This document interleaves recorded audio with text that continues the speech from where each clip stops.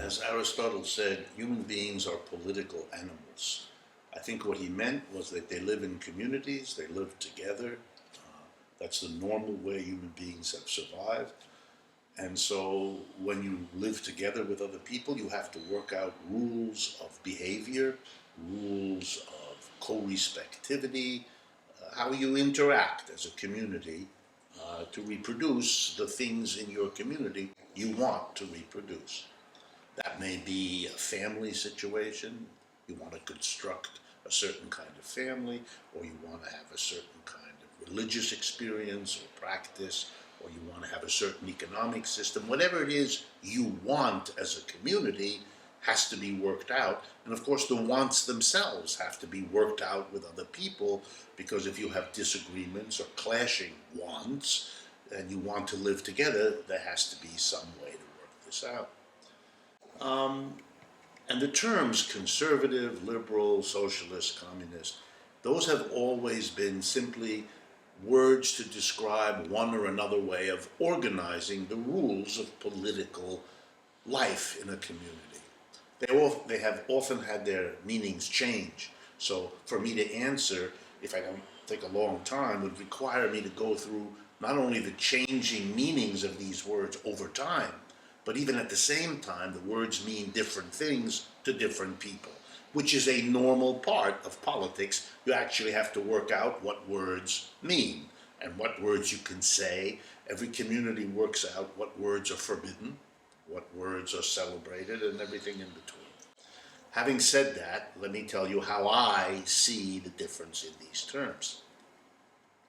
The word conservative tends to mean to hold on to a set of rules that have been in existence for a while that the person who is conservative likes.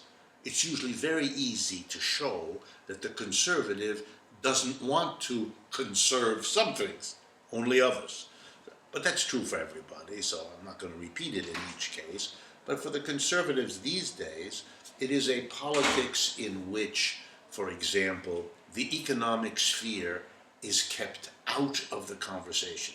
That is, the conservative wants to make rules about what we do with one another outside of the economic realm, because the role of economics is not to be disturbed, is not to be questioned, and is not to be challenged by political considerations.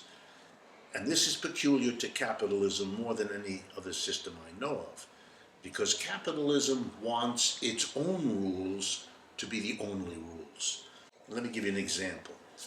In a capitalist enterprise, a store, an office, a factory, doesn't really matter, a tiny group of people, usually the major shareholders, the people who own the shares, and the board of directors.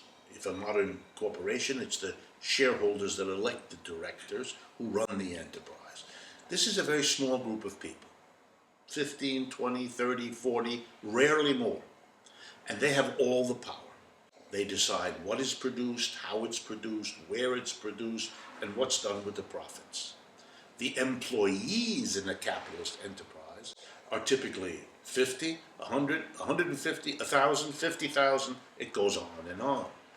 And this economic organization is considered by conservatives outside of politics, separate from politics, not to be interfered with by politics. That's how you can become a conservative, for example, and say, honestly, I am a Democrat. That is, I am a political conservative who believes in democracy.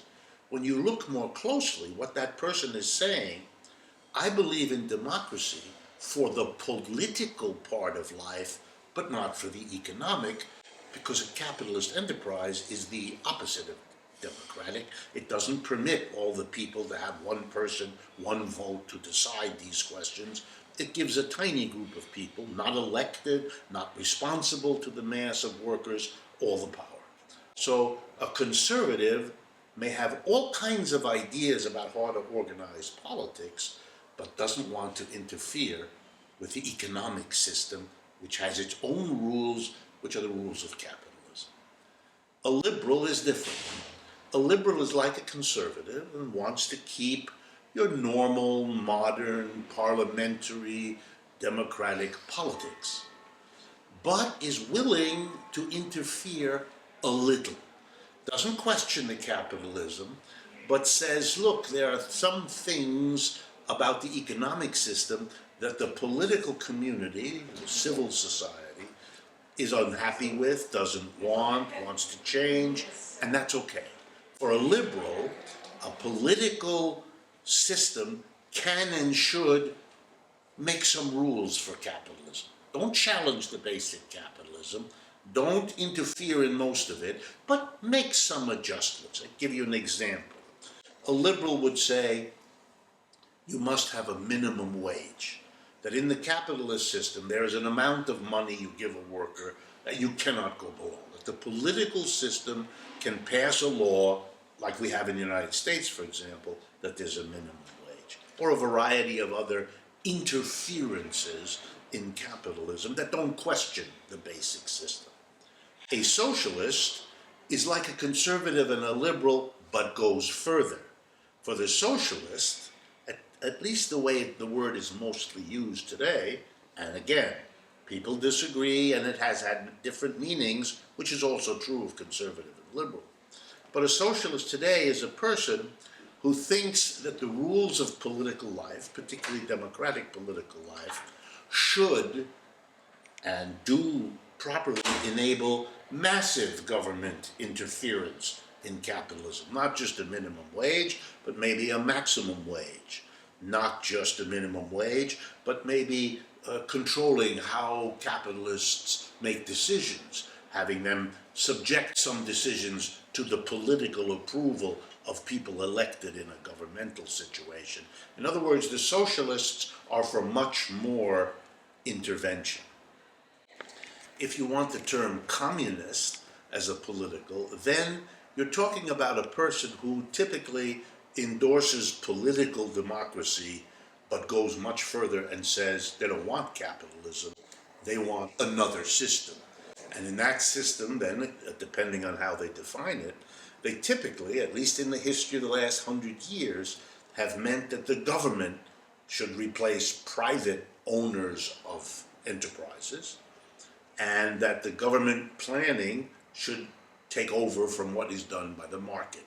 In other words, a communist wants government ownership instead of private, and government planning instead of market transactions to distribute resources and products. I think that's the way I would understand the differences between communist, socialist, liberal, and conservative.